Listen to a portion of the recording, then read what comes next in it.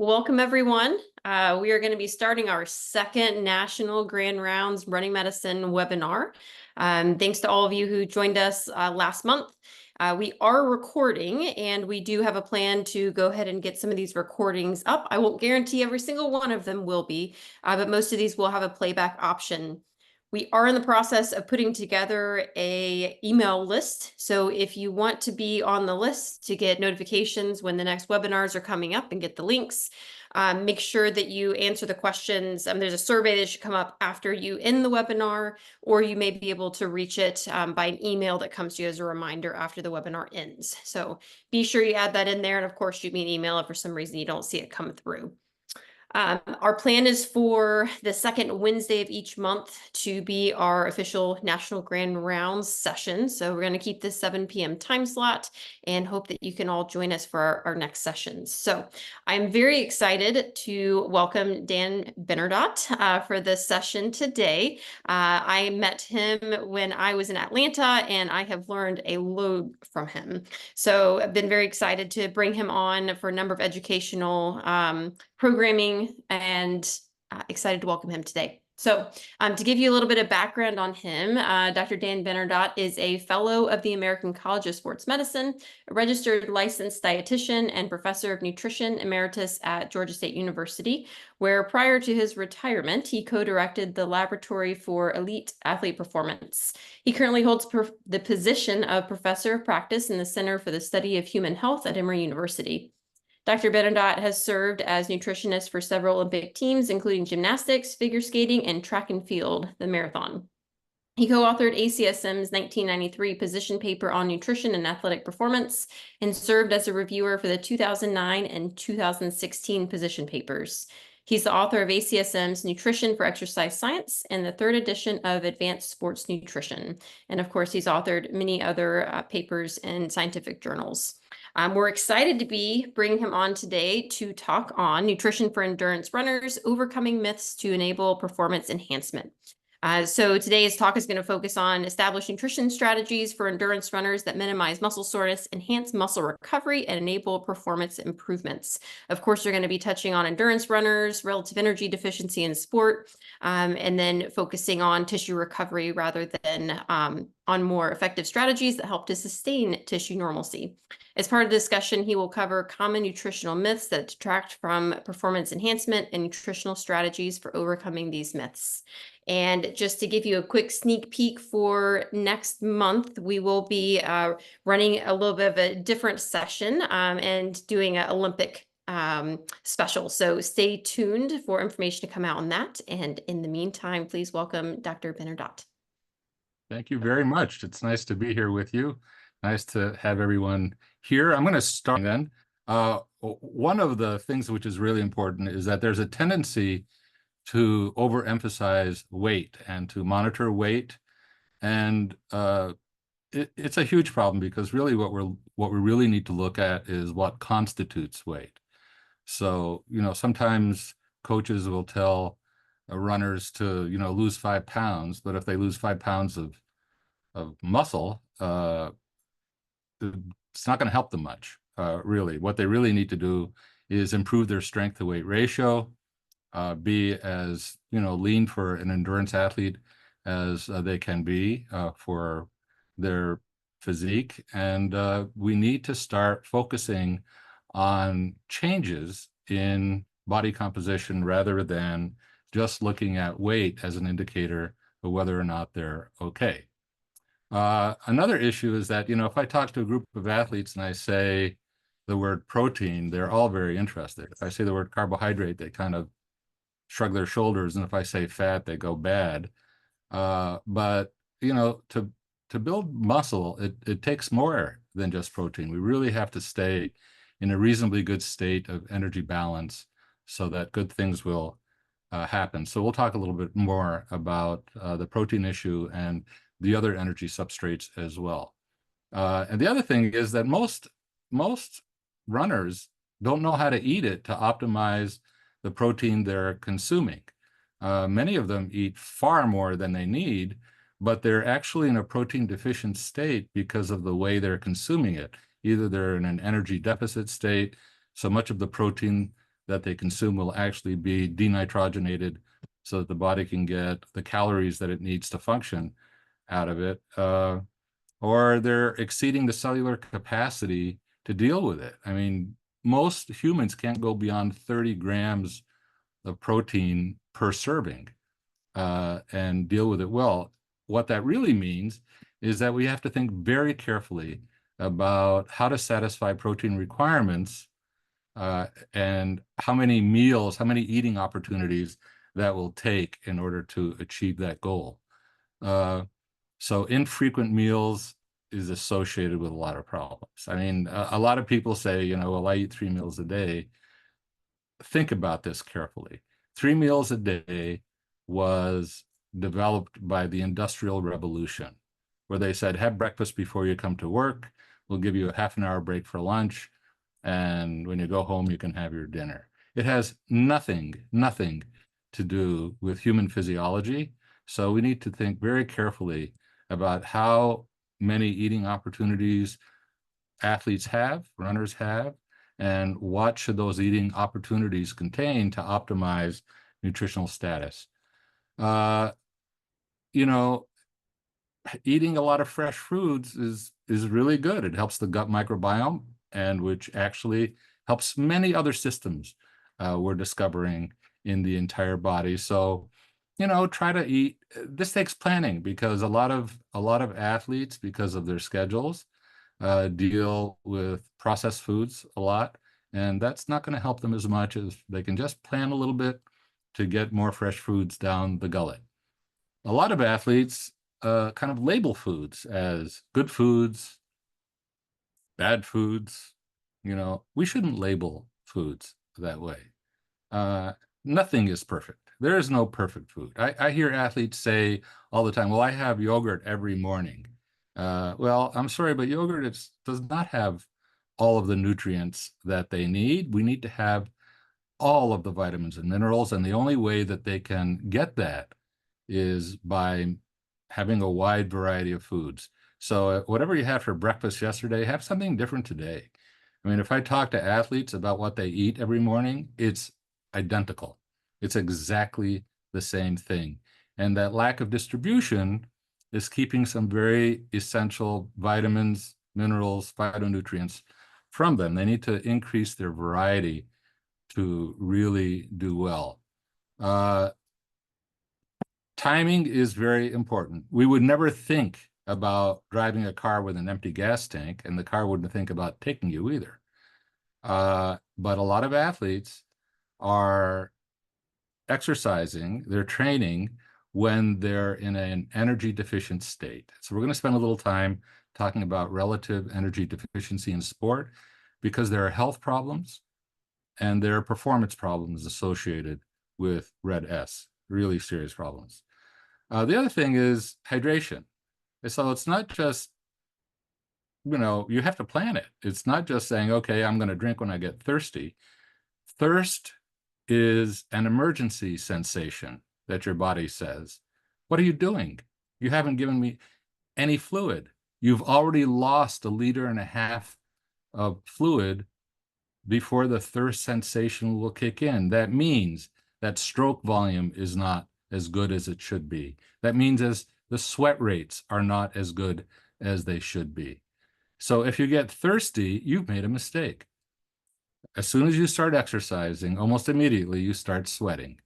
So almost immediately you need to have a pattern of drinking that will try to sustain your hydration state really well, not to recover.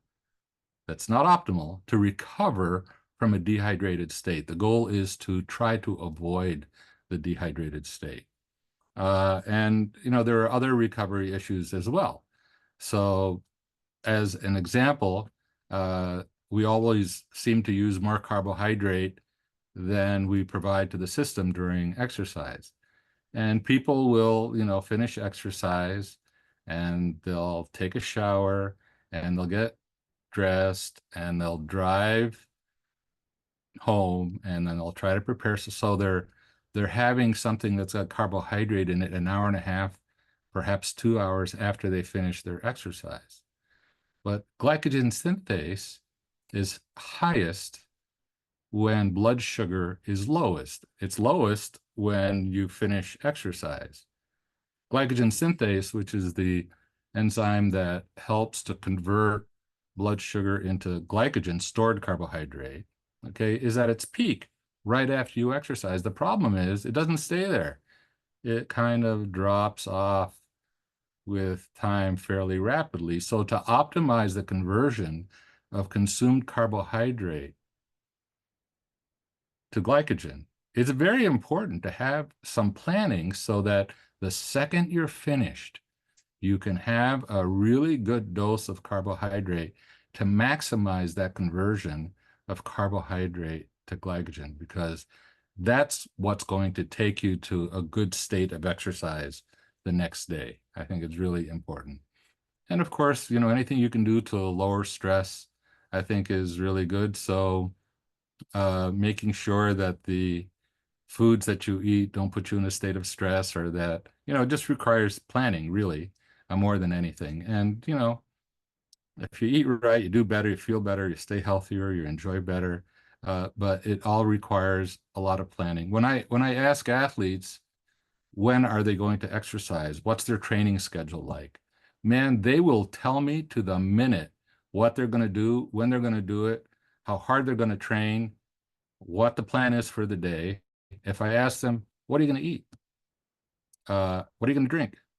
They kind of, I'm not so sure what I'm going to do, but it's really important to have those things dynamically linked. If we can figure out a way to get the planning of eating at the same level as the planning of physical activity, then we can really help people do well.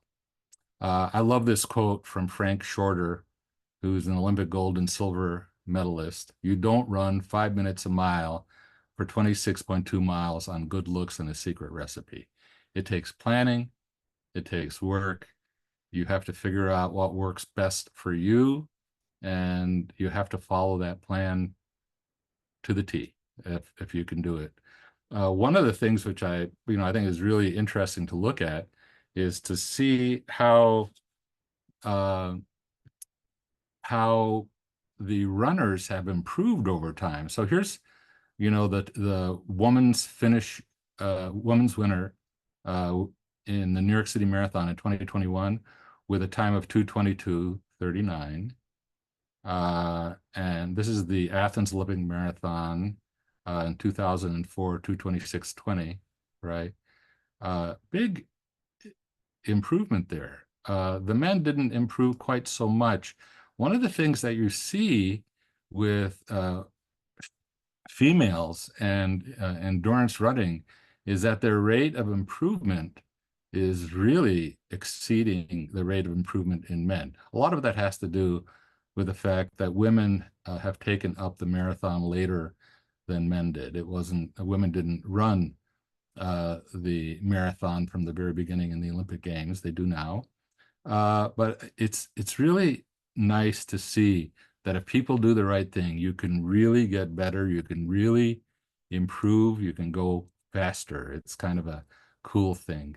Here's Eliud Kipchoge running the marathon in under 2 hours in 2019. So what are the questions for endurance athletes?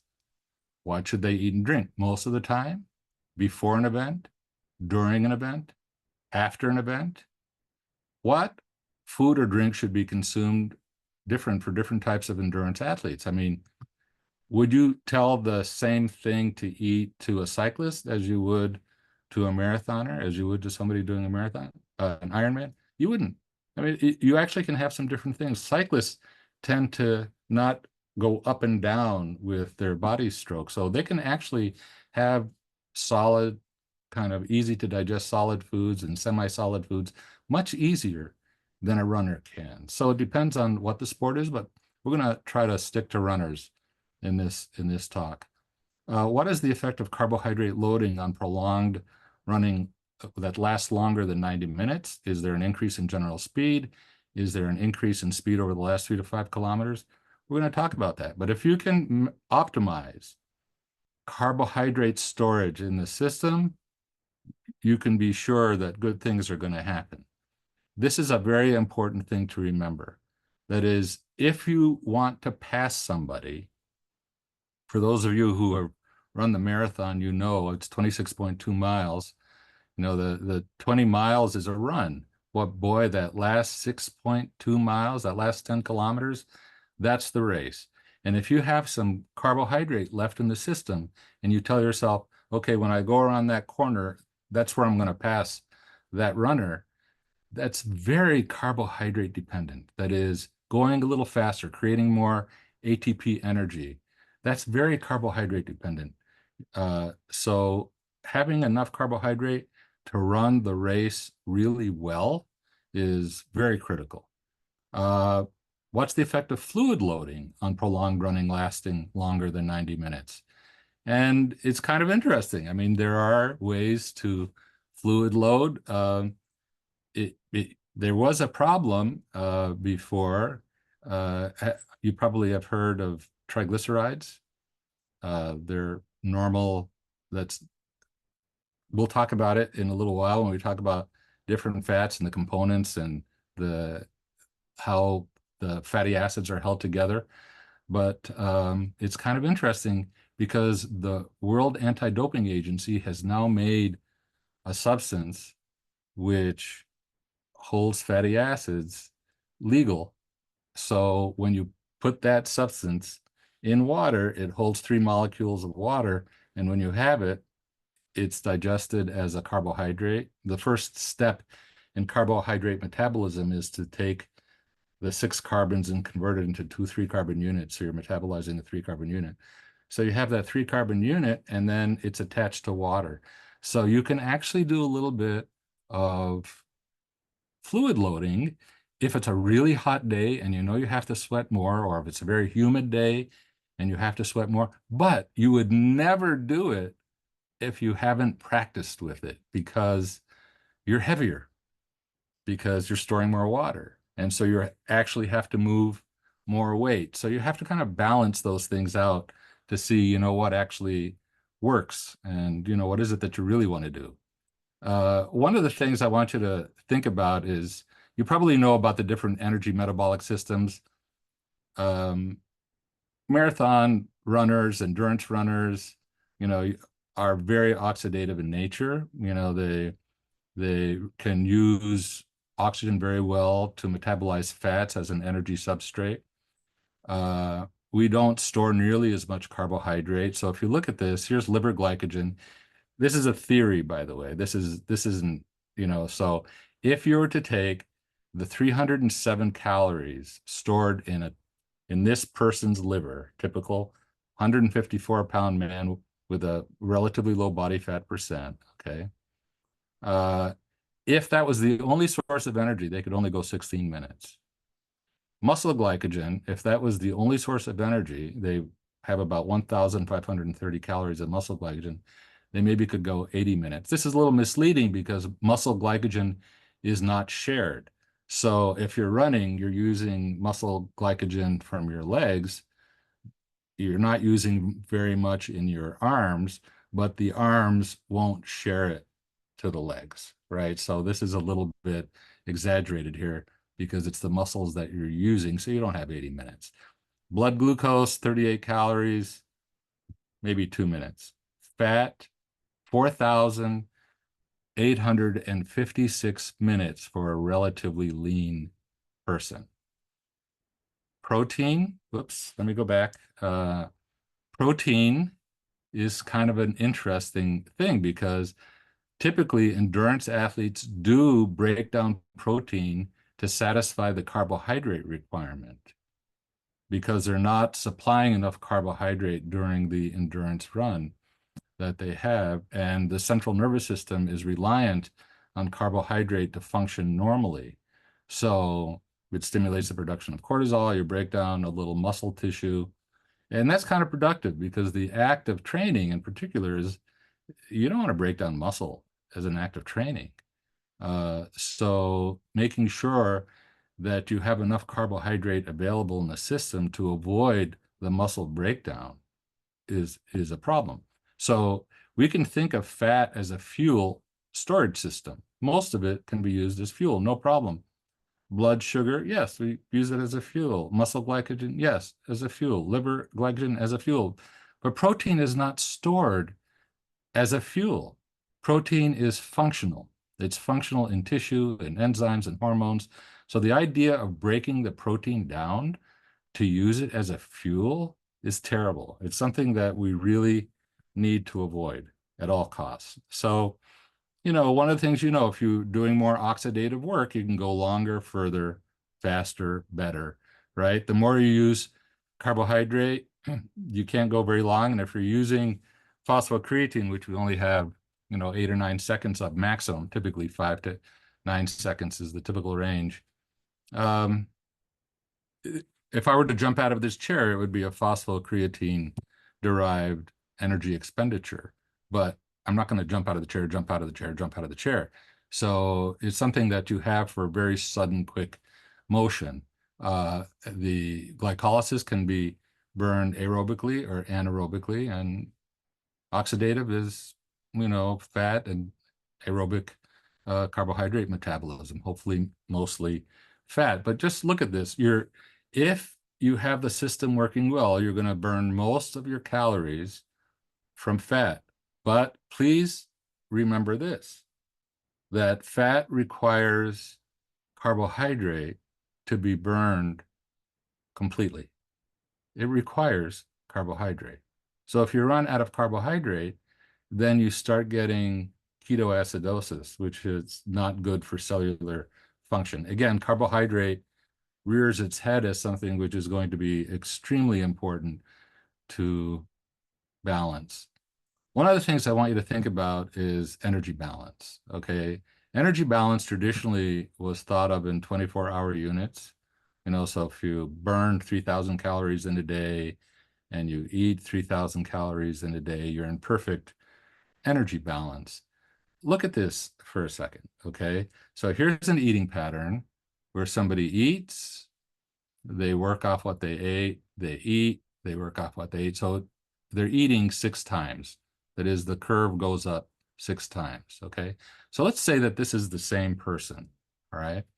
And they've decided to eat 3 meals a day. Well, if they're eating 3 meals a day to satisfy their energy requirement, they have to eat more at each meal, right? In order to satisfy their energy requirement. And if they're kind of delaying their eating pattern, right? Which a lot of athletes do. They eat a little bit, they eat a little bit, they exercise, they exercise, they exercise, they exercise, they exercise, they have some snacks, and then they have the mother of all dinners, right? So if you look at this, one of the things that we've learned about energy balance is you have to have an eating pattern that keeps you in a reasonably good energy balance state all day long. And so in this first pattern, you're staying in a reasonably close energy balance state. In the second pattern, you have more energy surpluses. That is, you're eating more calories, many more calories than your body has burned up to that moment in the day. And if you wait until the end of the day to eat, you're spending most of the day in a big energy balance deficit. So one of the things, and again, in each eating pattern, they're ending in perfect energy balance, but the outcomes are totally different. Totally different. One of the things we've learned is if you have really big energy balance surpluses, you gain fat. The body stores it. I mean, for humans, calories are precious because our genetic structure was built at a time where it was not easy to obtain sufficient calories. So if you could eat a big meal, oh my goodness, your body has mechanisms for storing the excess that are really effective, right? Really good. So, if you're in a big deficit, as the third example here, you start burning your own metabolic tissue because, again, your body is in a survival mode. The body's saying, gee, there's not enough energy around. How can I reduce my requirement for energy? It's a perfect adaptation, right?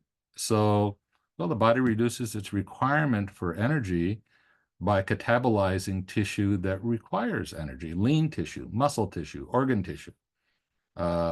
So that's not good either. And the other thing is that when you finally go back up to a reasonably good energy balance state, because again, energy is precious, you not only lose metabolic mass, you overlose metabolic mass. You have a thing called adaptive thermogenesis, where let's say you reduced your caloric intake by 30%, your body will reduce its ability to burn calories by 40%.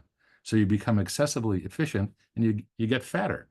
So it's somehow we have to figure out how we can get ourselves here. I'm going to show you a study that we published in 2000. I think this is the first one where we actually looked at within-day energy balance and body composition. So these are the top female artistic gymnasts in the country, in the United States, the top rhythmic gymnasts in the United States, the top female middle distance runners in the United States, and the top female long distance runners in the United States. So each of these groups of bars have 24 bars, and each bar represents the energy balance for that hour of the day, right? And 0 is perfect. That means if you're at 0, that means your body has burned exactly the amount of calories that you have provided it. But if you can look at, nobody's at 0 all the time, you're always deviating a little bit. So you look at this and you can see that the rhythmic gymnast had an eating pattern that put them in almost a 700 calorie, 750 calorie energy balance deficit. The middle distance runners, they figured out how to eat. We didn't tell them how to eat. We just assessed what they were doing. And they stayed pretty close. They figured out a way to eat so they could stay in a reasonably good energy balanced state.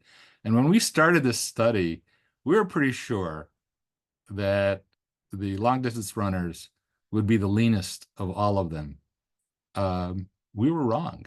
They weren't. So what we found is that the biggest energy balance deviation, in this case, the rhythmic gymnast had the highest body fat. The artistic gymnast had the second highest body fat. The middle distance runners, the third biggest deviation from perfect energy balance, had the third highest average body fat. And the middle distance runners had the lowest body fat percent because they figured out how to eat so that they could stay in a reasonably good energy balanced state, right? So they weren't giving their body a reason to break down lean tissue or to lower the rate of energy metabolism. I mean, or having such big surpluses where they were forcing the body to store more fat. So it's kind of an interesting thing. And, they all ended within 100 calories of the predicted end of day requirement. So they were eating what they needed to eat. It was how they ate it that made the difference. So we did a secondary analysis, a statistical analysis of all of the athletes thrown into a big pot. And what we found was if you could stay plus or minus 400 calories in an energy balanced state, you had a significantly lower body fat percent, right? So, okay, that's kind of interesting. We wanted to do a little bit more work on this. So my colleagues and I at the University of Copenhagen published this study not too long ago where we looked at female athletes, and the only females that we allowed in the study were those females where we found that they were eating the total calories that they really needed to eat. So they were eating, on a 24-hour basis, let's say that they needed 2,500 calories, they were eating 2,500 calories. If they did that, if they were really close, then we included them in the subject pool. And then we did the same thing with the male athletes, the study by Torspeed et al.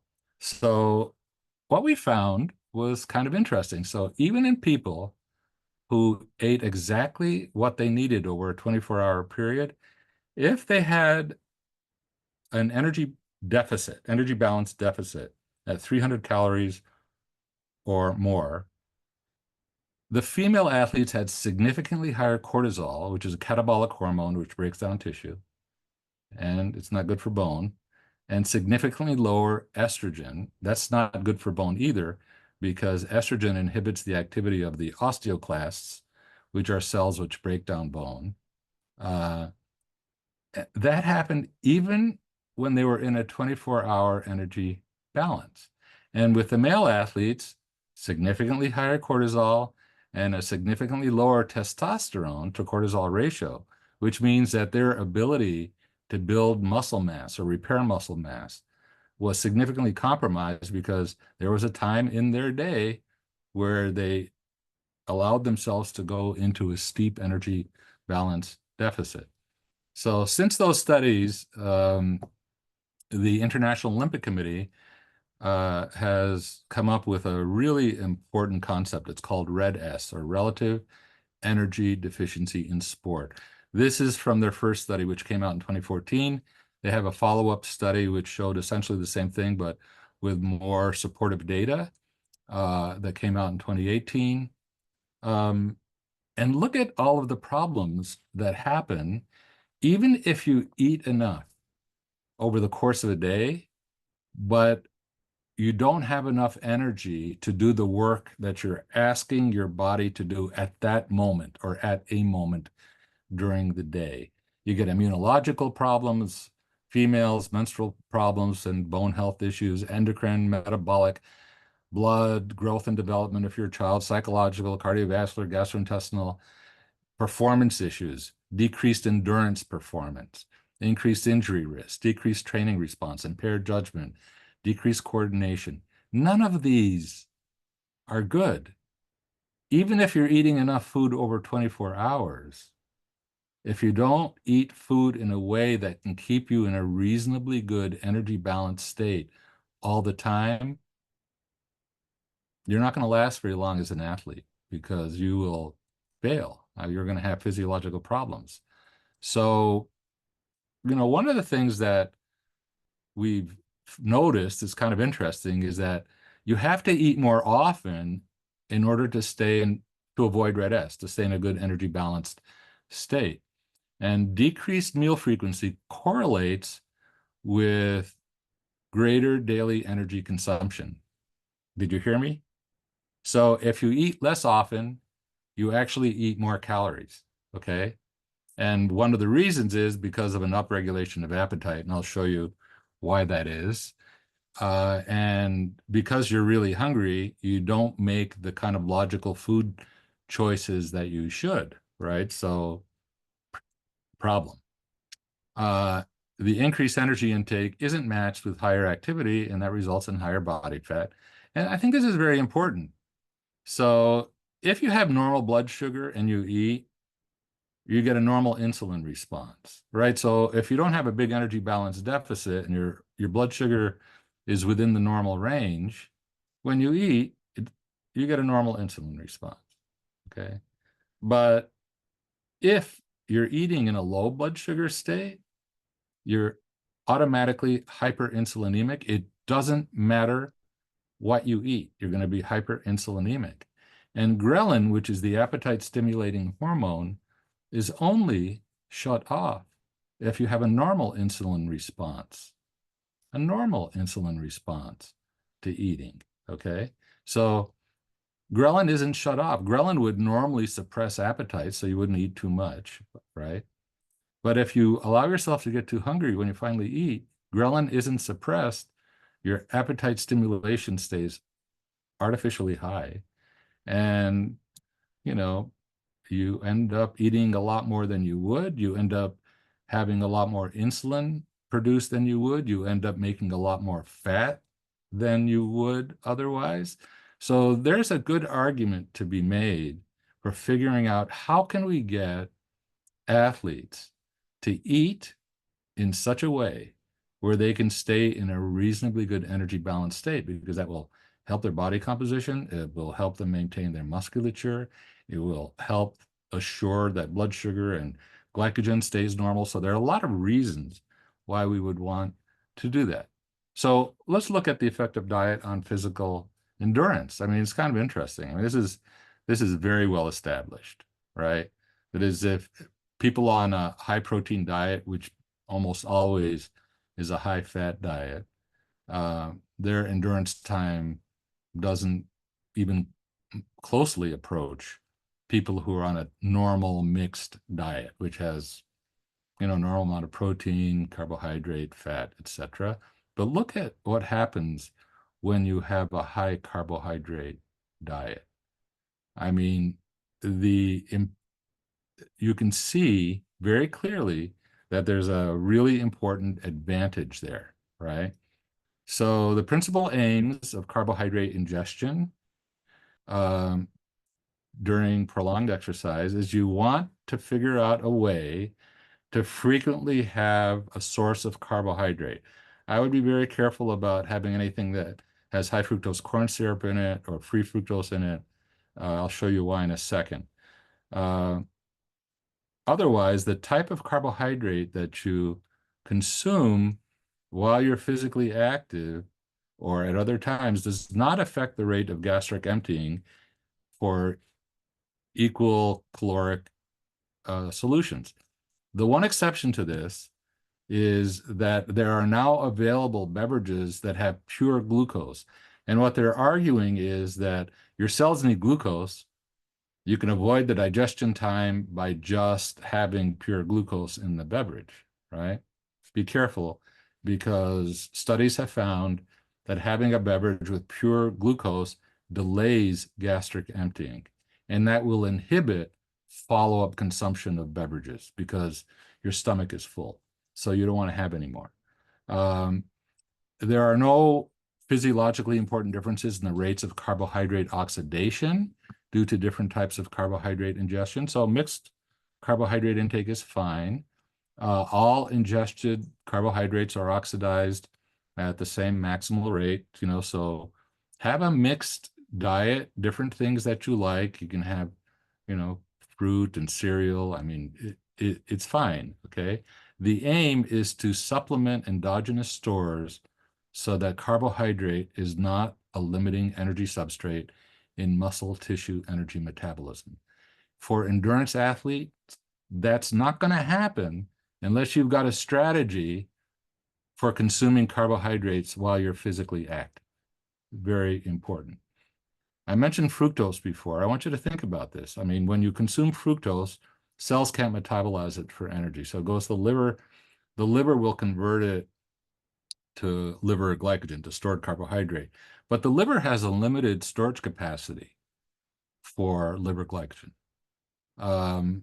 And when you surpass that, which you would do if you're consuming a beverage with some frequency that's high in fructose, okay, you're going to get an elevated uric acid, which is going to potentially give you joint pain, and you'll get more elevated triglycerides, which is not good, bad from a cardiovascular disease standpoint.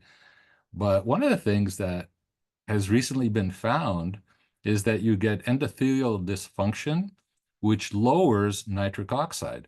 Nitric oxide is hugely important because it's a vasodilator.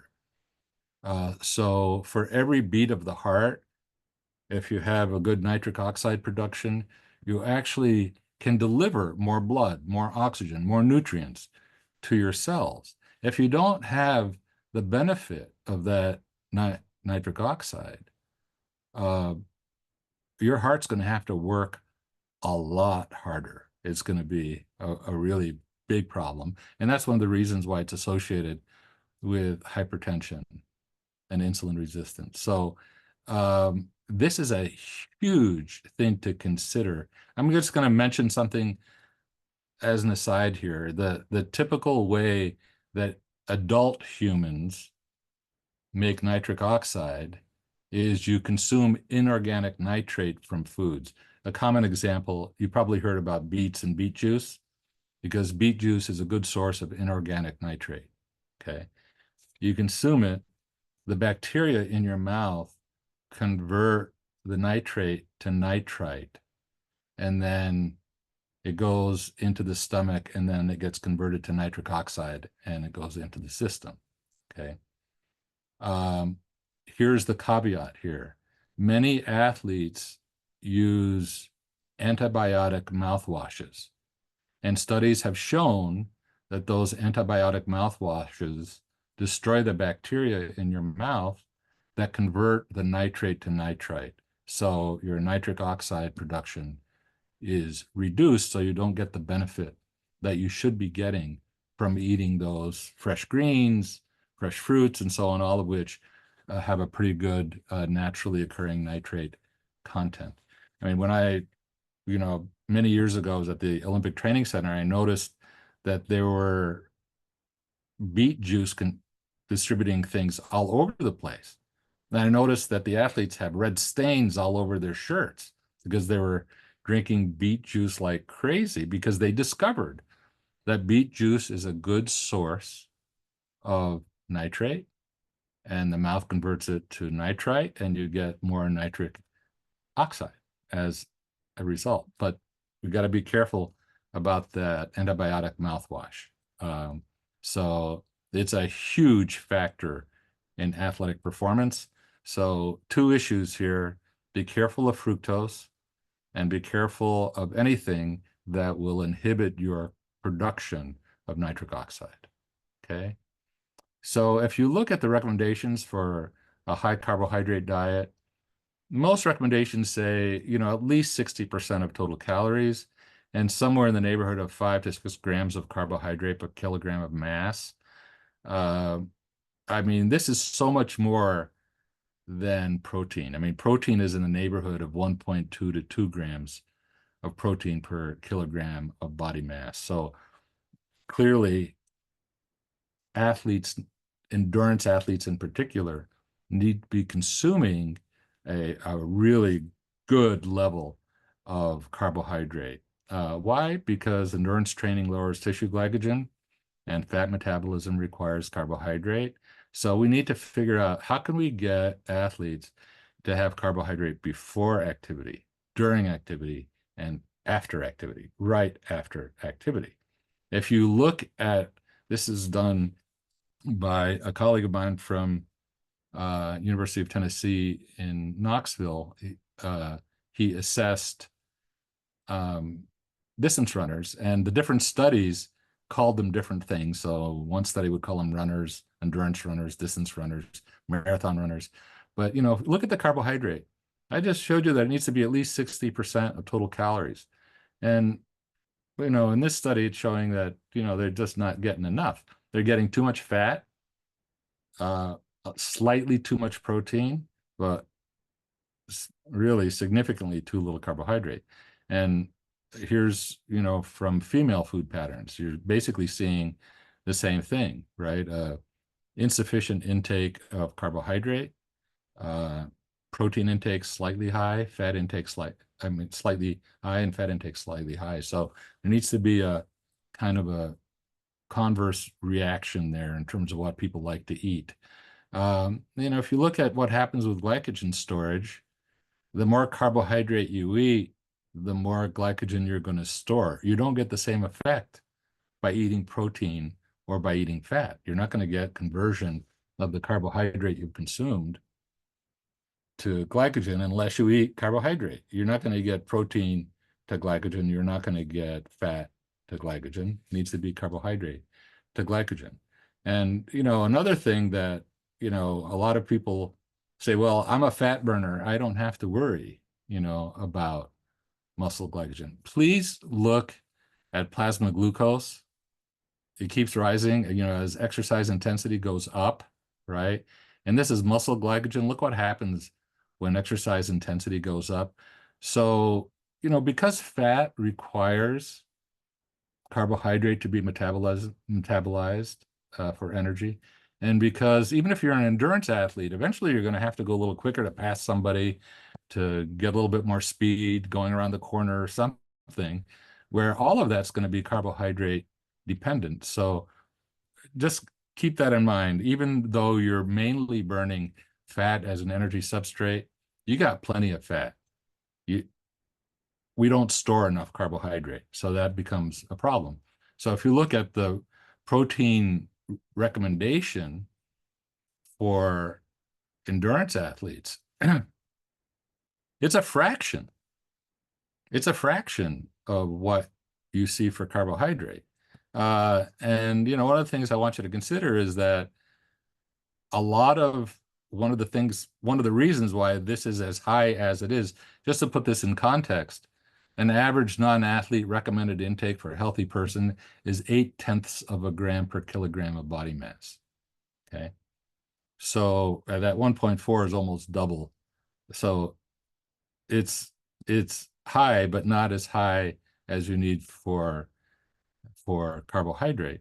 And look at this, 10 to 15% of the energy that's used during typical endurance training is protein. Why? Because the body breaks it down to take the glucogenic amino acids to the liver. The liver converts them to glucose. And okay, the neurological system can function and you can go a little faster and the heart can function. But that's the last thing you want to do. You don't want to break down protein to satisfy your energy requirement. That's like throwing away the family jewels. I mean, you really don't want to do that. There's a problem with doing that from a training standpoint, right? One of the things we have to consider is that the increase in the rate at which energy is burned from exercise results in an increase in the rate at which fluids are lost via sweat to maintain body temperature. This is a kind of an interesting issue, right? I mean, when you exercise, you increase the rate of carbohydrate utilization, you increase the rate of water loss via sweat, you increase the rate of salt loss via sweat. But a lot of athletes just drink water during exercise. It really, in what universe do you lose three things and only replace one? I mean, we really have to give that, some serious thought, okay? And again, the important thing here is to create a physiological sense of normalcy. You don't want to have low blood volume and then drink, right? You don't want to have low electrolytes and then take something after to get yourself normal, right? You don't want to not have enough carbohydrate and then try to figure out how to get enough after you've finished exercise. You want to keep your body functioning optimally during the exercise that you're doing. Very important. And, when I talk to a lot of athletes, occasionally I get the good, which is consumption of the right amount of the right fluid at the right time. But very often I see consumption of some fluids of questionable value at any time. And then I see something which is really ugly. Forget the fluids, I'm just going to run. So you can't do that. You certainly can't do that and expect to perform at your very best. So the principal aims of fluid replacement during distance exercise is to limit dehydration-induced decrease in plasma volume so that you can maintain good skin blood flow so that your sweat rates can remain normal, to diminish the progressive rise in core temperature, which would happen if you can't sweat enough, to decrease the subjective perception of effort, because as body temperature rises, you feel more stressed, and to provide a vehicle for supplementing endogenous carbohydrate stores, right? So if you have the right fluid, the way you're going to maintain plasma volume is by having some salt, because the osmolar concentration of salt in blood volume keeps blood volume normal, right? If you don't have enough salt, blood volume goes down. If you have enough salt, blood volume is normal. If you have a little bit of extra salt, blood volume is increased. So, we need to have the carbohydrate and we need to have the salt in it, right? This is really important. I want you to look at this carefully. Look at the sweat column, okay? Look at what typical sweat losses are, right? 20 to 80 millimoles per liter of sodium, 20 to 60 millimoles per liter of chloride. So sodium chloride is salt. Nothing else. Potassium, calcium, magnesium, bicarbonate, phosphate, sulfate. All of these other things that they're putting things up for Dr. Benardot and thank him for joining us for this great talk. I think relative carbohydrate deficiency has become a bigger concept, even talking about low ferritin with athletes that can actually come from simply getting not enough nutrition, not enough carbohydrates. So a lot of the work that he has done and the other groups have done looking at insufficient carbohydrate intake for endurance athletes, I think is getting really delved into and that important component. I just All got right. you. I just got Hi there. For some Uh, reason disconnected. I don't know. No worries. So I was just putting in a word about the relative carbohydrate deficiency that has been mentioned in the IOC guidelines most recently for REDS, and Yes. that importance. And obviously, you were on top of that before that came to light a little bit more. So that's a common piece that I'm talking to athletes about. Dr. Benardot, one of the things I wanted to ask you about is if you have any suggestions about how kind of some practical tips for how physicians and other healthcare providers can help give folks tips on improving their within day energy balance. Do you have any kind of go-tos to help them start making that transition? Yes, one of the things that I have found works is that a lot of people are very fearful of increasing meal frequency because they'll say, "Oh, I'm going to eat too much, I'll get fat," you know. So we take exactly what they're eating now and we give them an instruction. We say, whatever you have for breakfast, don't eat it all. Take a little bit of it and have it mid-morning. Whatever you have for lunch, don't eat it all. Take a little bit and have it mid-afternoon. Whatever you have for dinner, don't eat it all. Take a little bit and have it mid-evening, and then have a little snack before you go to bed. So that seems to work. If we can get people to figure, and they actually feel better when they do that because they're keeping their blood sugar normal. So are you there? Yes, no, I can hear you. And I've actually got one more question for you as well from the Okay. audience here. So we got some folks who are interested in hearing more about the sports beverages. Do you have recommendations on that, especially kind of in light of what we have available kind of commercially at this point? What are your recommendations for content in sports drinks? Yes.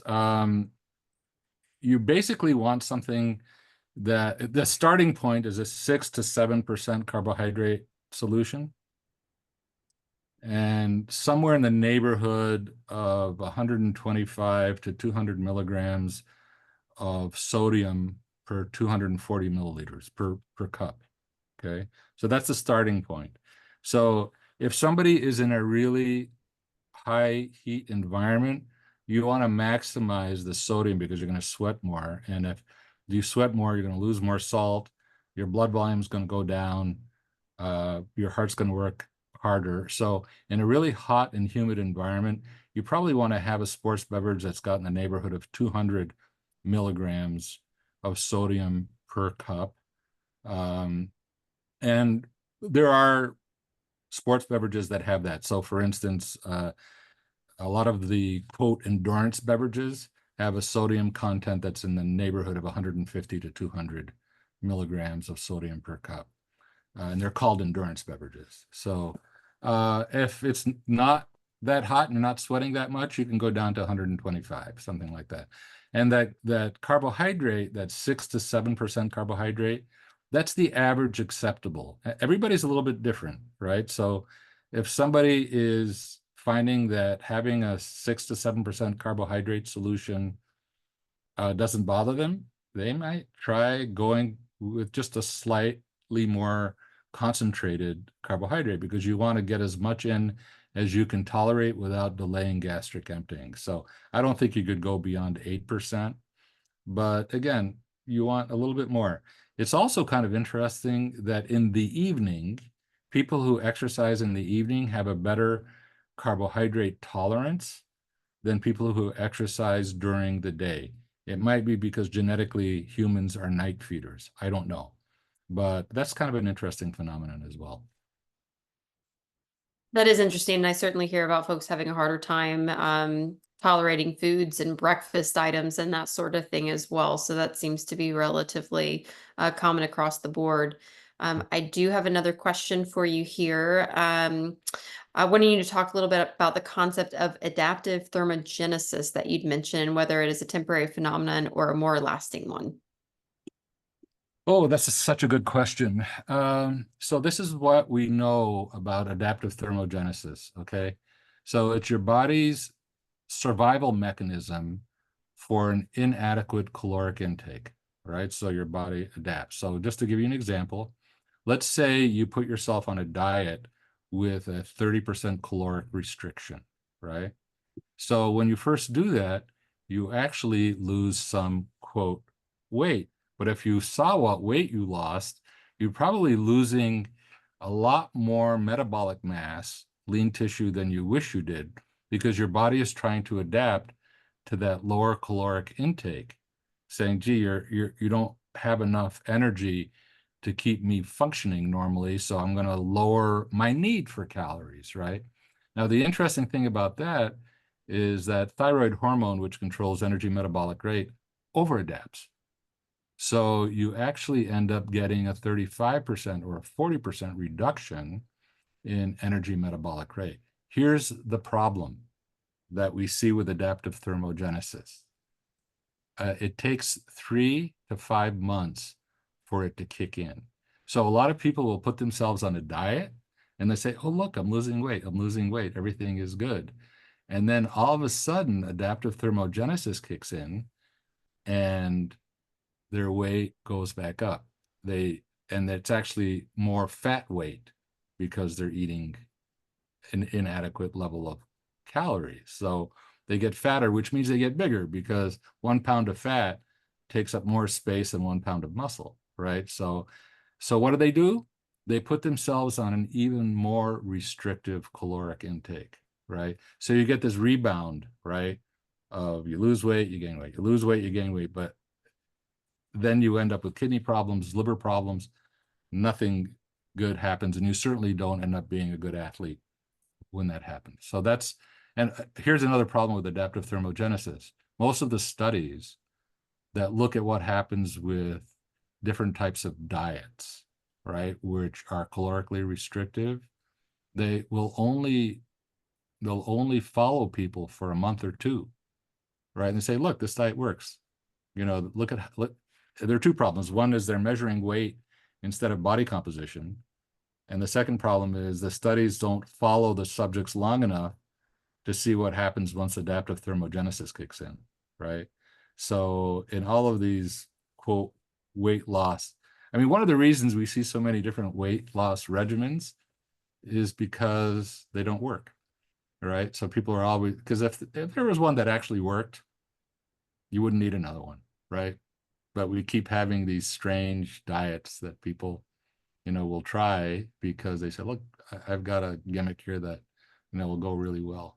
So more questions? I do actually have more questions.